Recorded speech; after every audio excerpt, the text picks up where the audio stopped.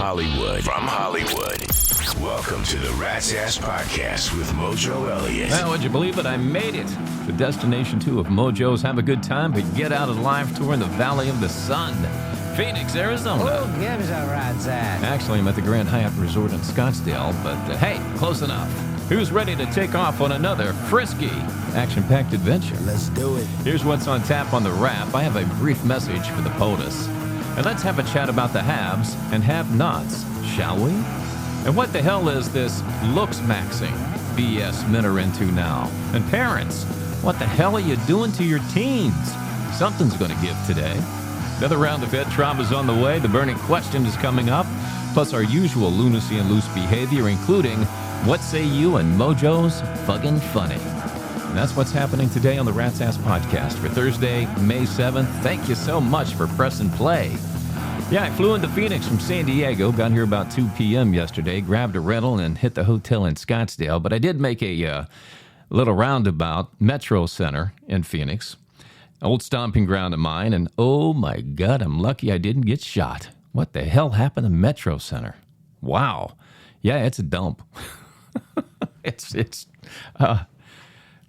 I guess time does that to places, right? But anyway, I had to set up and test the equipment, prep for the show today, so no big Arizona stories yet to tell you about. But I am going to whip this show out before room service brings me my Denver omelet for breakfast. And then we'll see what kind of shenanigans I get into. So what is the significance of Phoenix to me, you ask?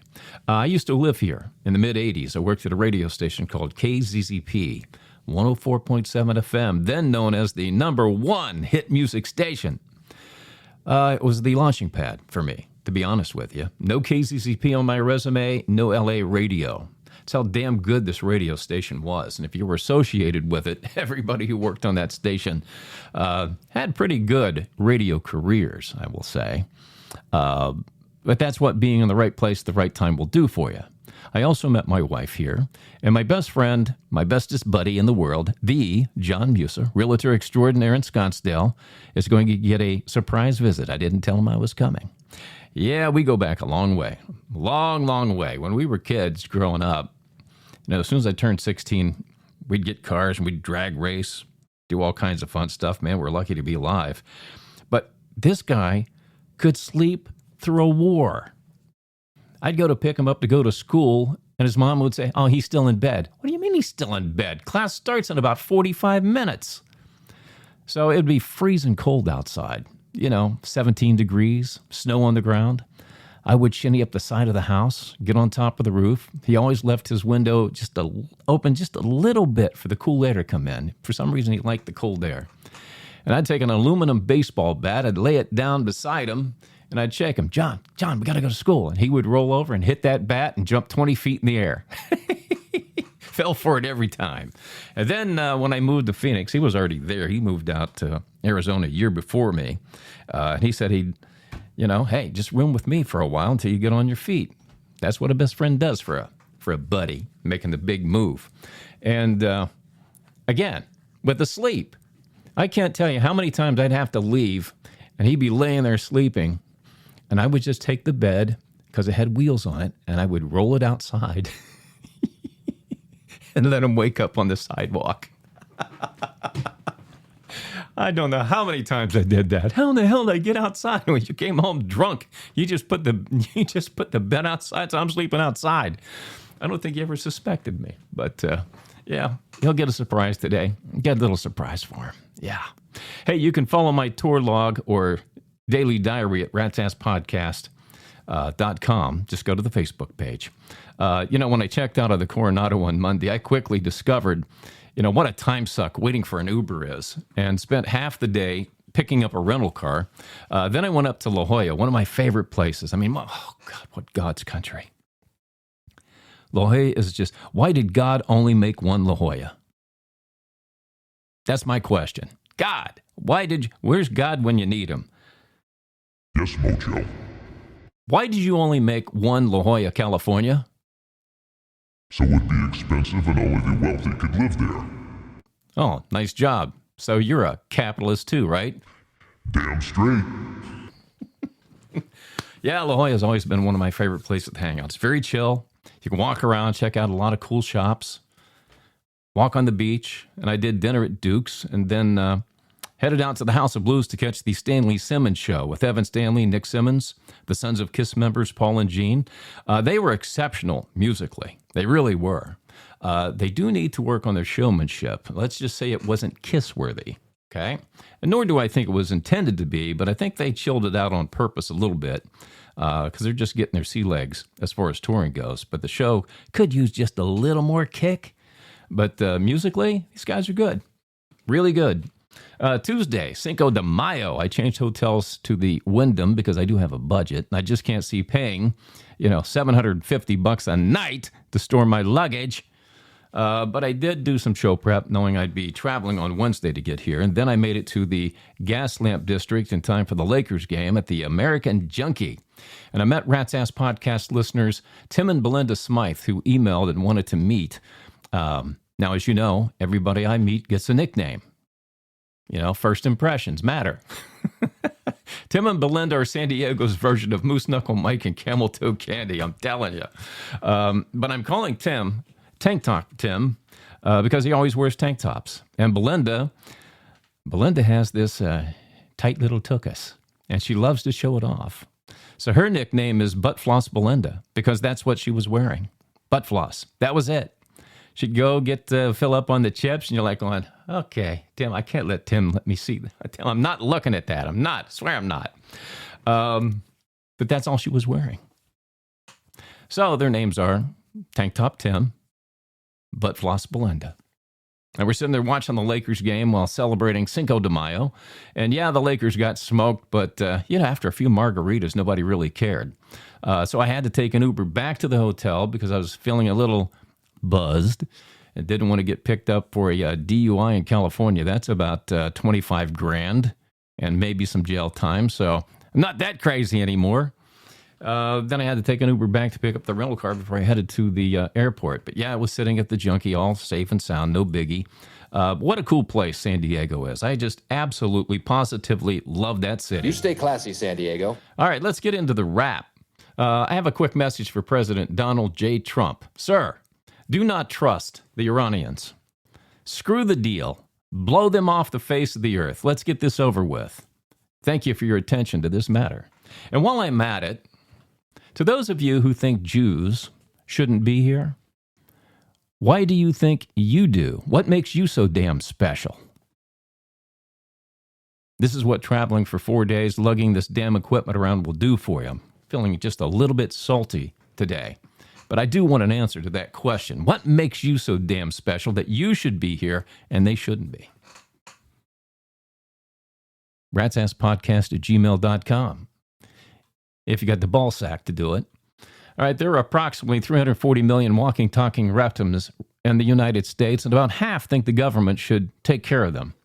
There is this war the Democrats are waging against billionaires to simply divide us even more so the do-nothing Democrats can win elections. Bernie Sanders, the oligarchy. We got to fight the oligarchy. And he's part of the oligarchy. That's what's funny to me.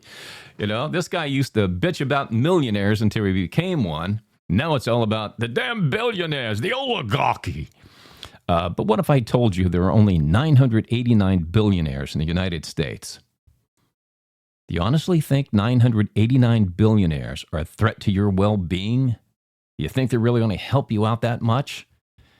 340 million people, half wanting the government to take care of them? 989 billionaires. That's half the size of a high school gymnasium. The number of liberals who show up at a No Kings rally with their hand out eclipse that number of billionaires immensely in the United States. But you know what else billionaires do? They provide millions of jobs. Jobs that allow people to go out and buy goods and services, pay sales tax, pay more taxes, personal taxes, property taxes, all the taxes. Now, I guarantee you every time a billionaire has to pay more tax, jobs are lost. They don't lose money. Are you kidding me? They don't lose money. Jobs are lost. And we end up losing more tax revenue than what we would collect from the billionaires. So please, don't fall for the democratic dipshitteries, we like to call it. You should embrace billionaires, or that paycheck that you're so used to right now might cease to exist. Just think about it. Screw your head on tight. Think about it. All right, a new social media trend for men called looks maxing has young men beating themselves in the face with a hammer to chisel their cheekbones.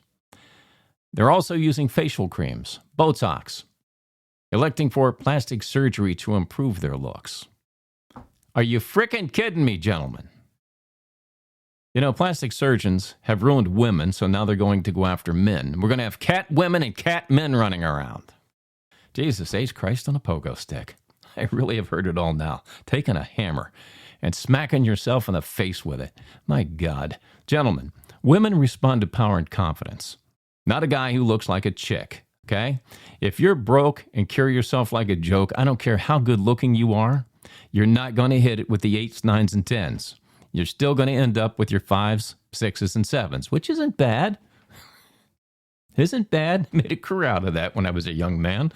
But the looks maxing does nothing for you in this department.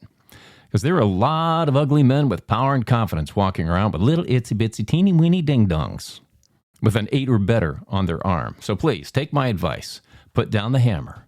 Go get rich because that builds confidence. And put that damn hammer you got that God gave you to work. All right, here's another ball scratcher for you. A new report released this week shows parents of teenagers are so strict, their kids don't know whether to wind their watch or not. Especially when their hormones are raging at 16 and 17 years old. I mean, listen to this nonsense. 36% cannot leave their neighborhood. Parents won't let their kids leave their neighborhood. 28% say their kids can't leave their yard. They're trapped in their yard. What if you have just a little patio home? 16% can't leave their street. They ride their bicycles up and down the street. 16, 17 years old. 11% can't leave their house. And 8% can't go anywhere. It's a virtual prison. Now, I'm going to come clean with something here. My sister and her husband, they were very deeply religious people. He was a preacher in the Nazarene church. She sang the gospel. But they had 3 boys.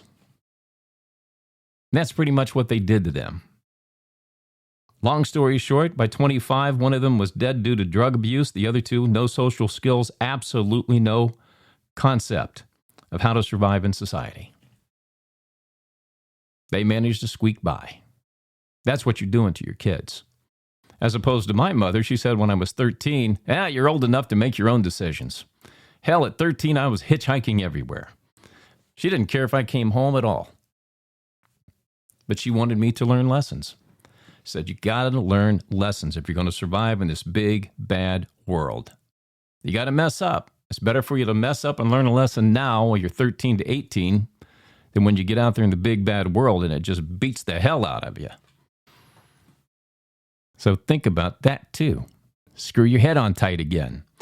All right, as you know, I like to scour social media to look for interesting opinions to give you a different perspective than mine. I found this lady on Facebook. This is Elsa Kirk.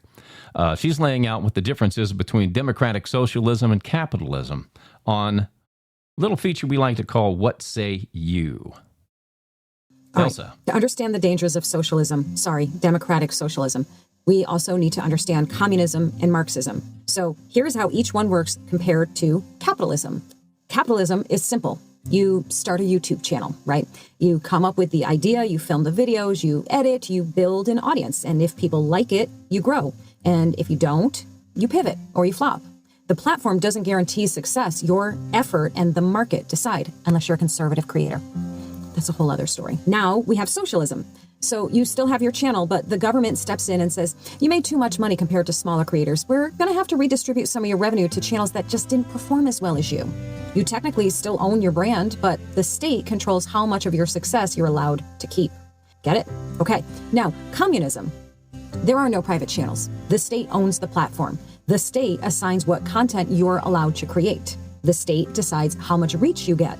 There's no private monetization, no independent ownership. Everything is controlled for the collective. And now Marxism. Marxism is the theory behind it all. Karl Marx argued that a society is divided into oppressed and oppressors. So in modern terms, it would be the big creators exploiting the small creators.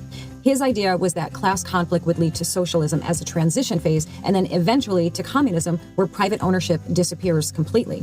So Marxism is the philosophy, socialism is the redistribution stage, and communism is the final system. How are they selling socialism so successfully? Well, they're not really calling it socialism, right? Democratic socialism, fairness. And let's be honest, they're speaking to real frustrations like sky-high rent, student loans that feel endless, healthcare cost, corporate greed. Then comes the pitch, right? It's not government control, it's economic justice. It's not redistribution, it's pay your fair share. It's not class struggle, it's let's level the playing field. So they frame it as compassion, and if you question it, you must not care about the poor. That kind of moral pressure works really, really well, especially on the younger generation who really, truly do want to do and be good. Of course, you sprinkle in some watered-down history where capitalism's sins are highlighted and communism's graves are barely even mentioned, and it starts to feel like this fresh idea instead of a badly recycled one. Surprise, surprise, the part that they rarely discuss is that every promise of redistribution comes with centralized power. And centralized power never shrinks. It always grows. Class dismissed. He looks rested and untested for now. Here's Mojo Elliott with his spin on sports on the Wrap. Yeah, the Los Angeles Lakers, me boys. They're going to lose this series to Oklahoma City. No Luka, no win. And it's a shame, but it is what it is when you get injured like that. It's part of the game. Now, I openly said OKC would win this series in 5 games, but I wouldn't be shocked if the Lakers get swept. Now, you're probably asking, why are you watching if you have no faith in your team? Well, I want them to win, but I'm a realist. And that's a fair question to ask, too. But here's the reason I'm really paying attention. It's because the next 3 games, if you haven't realized this yet or not, something like that, is that this could be the last 3 games of LeBron James in a Lakers uniform. Could be just final 3 games, period. We don't know. He says he doesn't want a tour. Doesn't want the rocking chair at the end of the season. And the gold watch. Probably got about 50 already. But I don't want to miss out on it because greatness only happens once every decade. I mean, elite greatness. Jerry West, greatness. Kareem Abdul-Jabbar, greatness. Magic Johnson, Larry Bird, greatness. Michael Jordan, greatness. Shaq and Kobe, greatness. Steph Curry, greatness. And now we're going to see it with Victor Wembanyama. He's going to be great. He just needs to eat a few more pizzas. But pay attention to these last 3 games, NBA fans, because whether you like LeBron James or not, you're never going to see another player like him in your lifetime. And when you look at the record books, those records are going to stand longer than you're going to be here on the face of earth. Watch the games. Enjoy it. Because you're watching the end of an era. And that is my spin on sports on the Wrap. Rat's Ass Podcast. All right, the name of the game is The Burning Question. All you have to do is fill in the blank. Here goes. 47% of women say they like a man with a big blank than a small blank. 47% of women say they like a man with a big blank than a small blank. Kick it around the cranium and I'll have the answer for you coming up on the podcast. It's time for some loose behavior on the Rat's Ass Podcast. Oh, yeah, it's time for a little chuckle. This is Mojo's Fucking Funny with the very sexy and blonde Catherine Blanford. Pick a sport, any sport, you can play it, we'll support you. So I picked cross country because it was the closest thing to being a horse. And I started to run these cross country races, and then a mile into each race I would remember, oh yeah, I hate running. And so I would fake pass out. I got so good. I did it a lot. I did it so much I got a nickname on the team. My nickname was DNF. Because that was my time on the timesheet. It said, Catherine Blanford, time DNF. You can say it. Did not finish. That's right. And all the girls made fun of me. They were so mean. On my team, they'd be like, ooh, there goes DNF. You gonna take your pillow to the starting line, DNF? They all made fun of me. And then we grew up. And now I'm Facebook friends with them. And I see their husbands.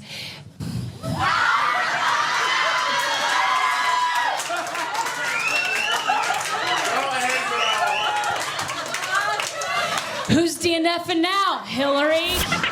Hey, heads up. Here comes your celebrity cheese. All right, billionaire Ted Turner has passed away at the age of 87. Among his many successes included ownership of the Atlanta Braves, the Atlanta Hawks, and the Atlanta Thrashers.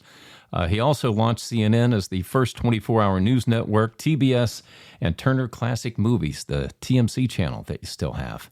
Among his failures, though, was Ted's marriage to commie left-wing nut Jane Fonda, who, by the way, has requested Ted's bait and tackle be put in the pickle jar for her to display on her mantle. No, I'm just kidding. Then again, maybe I'm not. The affair between New England Patriots coach Mike Vrabel and ex-athletic reporter Diana Russini won't go away. A new report says the pair rented a boat together a few months before she gave birth to her first child with husband Kevin Goldschmidt. Now, I could be wrong on this one, but it kind of seems like the Stockerazzi's trying to find out if Russini's first child actually belongs to Vrabel and not Goldschmidt. What do you think? But what a web of deceit Vrabel and Russini have spun. We'll see if the Stockerazzi can get to the bottom of it, but that's what they're digging for. All right, do you want to recap now of what happened at the Met Gala? No? Really? Okay, we'll forget about it. What a big bag of nothing came out of the Blake Lively-Justin Baldoni lawsuit, huh? This case was settled out of court. No one knows what was in the settlement. I'll tell you what was in it. A big fat goose egg. Because I think we can all agree now that this was nothing more than a long, drawn-out, promotional, free publicity stunt for their movie It Ends With Us. Think I'm wrong? You think I'm right. Been around Hollywood a long time. This one stinks. All right, Gwen Stefani kicked off her Las Vegas residency at the Sphere this week. And absent from her opening night performance was her other half, Blake Shelton. Now, according to Shelton, his manager booked him for a show at Caesar's Palace on the same night. Yeah, she was at the Sphere, he was at the Schwenkte. Nice try, Blake. Blame the old manager ploy. It's not going to work this time. Not going to save your ass. Because what loving and caring husband doesn't know his wife is opening at the Sphere in Las Vegas? Now, this leads me to believe that Blake didn't want to run into Tony Kanal, No Doubt's guitar player. You know why? Because he used to bottom knock Gwen for many, many years. Yeah. If I was Blake, I'd make sure I was backstage. You know, those memories like the corner of my mind. Yeah, they could come flashing back and say, hey, Gwen, let's do a drum solo and get back and do a little bottom knocking. We'll come back out and finish the show. Blake, you better get over to the Sphere. You better get your ass over there, I'm telling you, right now. And that is a juicy slice of celebrity cheese for you. Who gives a rat's ass? Rat's Ass Podcast. Email from our Gmail. All right, this is where you send your questions, comments, and observations to my producer, Fleabag, at ratsasspodcast@gmail.com, and anything goes. The more outrageous and salacious, the better, and it's always impossible to offend me. All right, Susan W. Encino, California. Hello, neighbor. You're not too far away from me, Susan. What do you think about former reality star Spencer Pratt running for mayor of Los Angeles? Well, he sure as hell couldn't be any worse than Karen Bass. And this Nithya Rahman, she is cut from the same cloth as Laron Mamdani in New York. God forbid. But I don't live in L.A. City. I live in L.A. County, so I don't get a vote for mayor of L.A., but you do. But if I did have a vote, it wouldn't be for Bass, and it sure as hell wouldn't be for a Democrat. 16 years of nothing but Democrat rule. And I think in the 2020s and in the 2Ks, I think all but 8 years have been under Democratic scrutiny. Yeah, not working. Not working. Got to get rid of it. Try something new. Evan K., Boise, Idaho. I'm reaching out with another ghosting situation. God, we get a lot of these now. Since I wrote the article on ghosting and talked about it, there is so many ghost stories out there. But he says, my girlfriend accepted a job in Florida about 3 months ago. The plan was for me to join her as soon as I found a job. About a month ago, she stopped communicating with me. No return calls, texts, or emails. My guess is she met someone else and doesn't want to confront me with it. Yeah, it's probably so. I would think so. He says, I'm thinking about flying to Miami to see her in person, though, and talk about it. What do you think? Well, I think you have to do what will help you live with yourself. But based on what you just said, if I'm in your shoes, I'm not wasting my time. Her silence was her goodbye. So the best thing you can do is just focus on yourself and living your best life. I mean, what are you going to accomplish by flying all the way down to Miami? Even if she sees you, the end result is, I met somebody else. Don't torture yourself, man. Go live your life. Malcolm Z, Greensboro, North Carolina. What was your worst experience during your radio career? You want me to pick one? No, actually, I didn't have a lot of bad experiences, to be honest with you. I mean, for, radio, I was never fired in my entire career. I was never fired. That's unheard of in the radio business. Fired a few people, but most people fire themselves. I just didn't fire myself. I knew when things were happening. I knew if a radio station was going to be sold. I knew that if there was new management, it was probably time to adios amigos. So I always had something else lined up in my back pocket. So I can't tell you about getting fired or anything like that.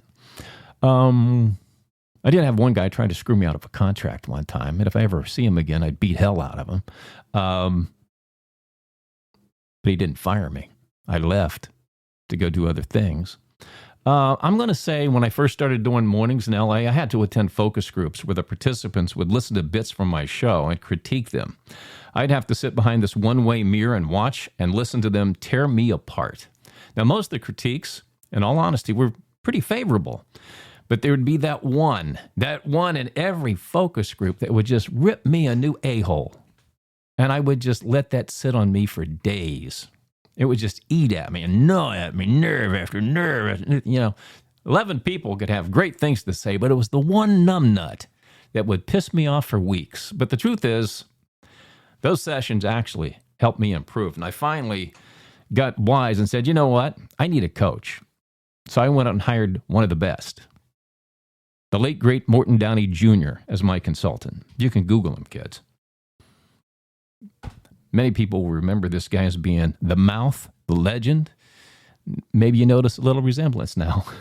All right, Al D, Kissimmee, Florida. I've heard you talk about using AI to help you pick stocks. How does that work? Well, I use ChatGPT, the paid version, not the free. And I'll ask it a few questions like, what sector is hot? Which one is cooling? Because you want to buy low, sell high always. Give me the stocks, top 10 stocks in each sector that's hot or cold.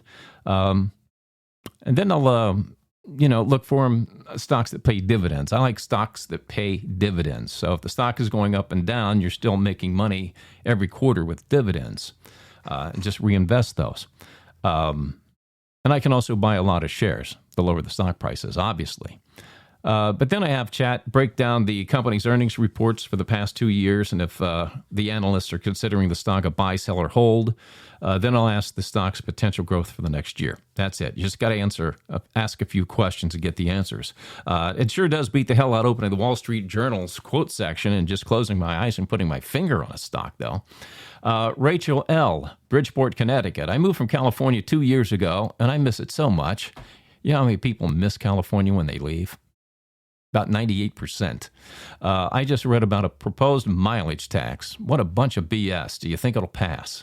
Whether I think it'll pass or not, who knows? When I think of law, we pass laws in California all the time. We pass them on the ballot, and the frickin' government still sits on them. So it doesn't really matter. Now, if it's revenue-based, sure. I'm sure they'll rig it and fix it. But no, thanks to our Democratic brainiacs who pushed the electric vehicle mandate, the state is losing a lot of gas tax money. So that's why these imbeciles who didn't consider how much revenue would be lost before they started pushing the EVs, they're looking for revenue. So they're going to do this mileage tax nonsense. Now, here's what's fair, in my opinion. All EV drivers, because they don't pay a gas tax, they have to pay the mileage tax on every mile driven. Gas-powered cars only pay a mileage tax if they drive over 15,000 miles a year. Okay, anything under, no mileage tax. The state can live off the gas tax they're getting off of these drivers. Because I kind of feel like the people who use the roads more can pay more than those of us who don't. I mean, in all honesty, I drive less than 3,000 miles a year. That's it. Family drives less than 7,000 miles a year on 2 cars. But that's just how we roll. I'm unique in California for that purpose. But this means counting on Democrats to have a little bit of common sense, and I don't think that's not possible. All right, but There you go. That's your email from our Gmail today. Rat's Ass Podcast. Head Trauma. Hi, we are playing the burning question today, and all you have to do is fill in the blank. And the question is, 47% of women say they like a man with a big blank than a small blank. Okay, did you figure it out? If you said a big truck than a small car, Yeah, baby. congratulations, you got it right. Oh, if you missed it, go see a doctor about your head trauma and get well soon. But go ahead, admit it. You thought the question was about dong size, didn't you? Uh-huh. Well, you better believe 100% of women prefer a big dong over a small one. If they tell you size doesn't matter, well, you know what that means, right? You just grab a hold of my middle leg and give it a yank. Because they're lying to you. And if you buy it, you're crazy for believing her. All right, I got to scoot. I'm going to go have an Uber driver drop me off in the middle of the desert, see how long it takes me to get back to the hotel without food and water. No, I'm kidding. Then again, maybe I'm not. But first, is this real or is it riffraff? Did you know a man's testes hang different lengths so they don't damage each other when you walk, run, so they don't collide, or when you sit down even? Alexa, is this real or is it riffraff? I've seen a lot of ball sacks, and trust me, this is 100% true. Ball sacks, huh? Do you have a fetish I'm not aware of, Alexa? Forget about me, I'm curious about you, Mojo. Oh, great. What are you curious about? Well, it's a known fact that you have 3 balls. How do yours hang? Well, have you ever seen someone juggle 3 tennis balls? Oh my God, that's sick and probably painful. Sick, yes, but painful, no. Unless I'm running when it's 10 below zero someplace, like Williston, North Dakota. That's just about enough of that. All right. But you know what? What? You're the one who asked me about this. So what are you giving me hell for? You're the one who asked the question. Who cares? Why do I bother talking to her anyway? Get the fuck out! Let's muzzle her until Monday. All right, welcome to Rat Nation. Jared Harrison of Reno, Nevada. Anthony DeGarmo, Syracuse, New York. Travis Cooks of Houston, Texas. And Melanie McMillan of Sheboygan, Wisconsin.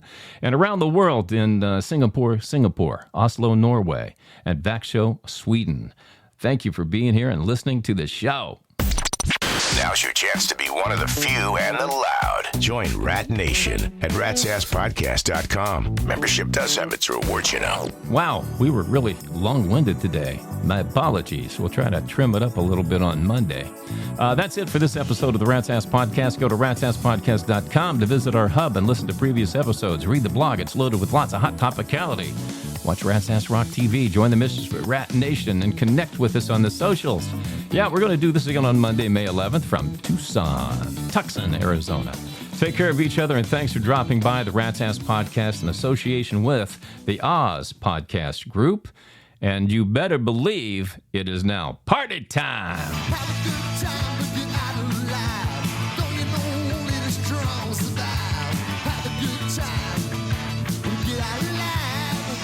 The conversation continues between podcasts on X and ratsasspodcast.com. ratsasspodcast.com.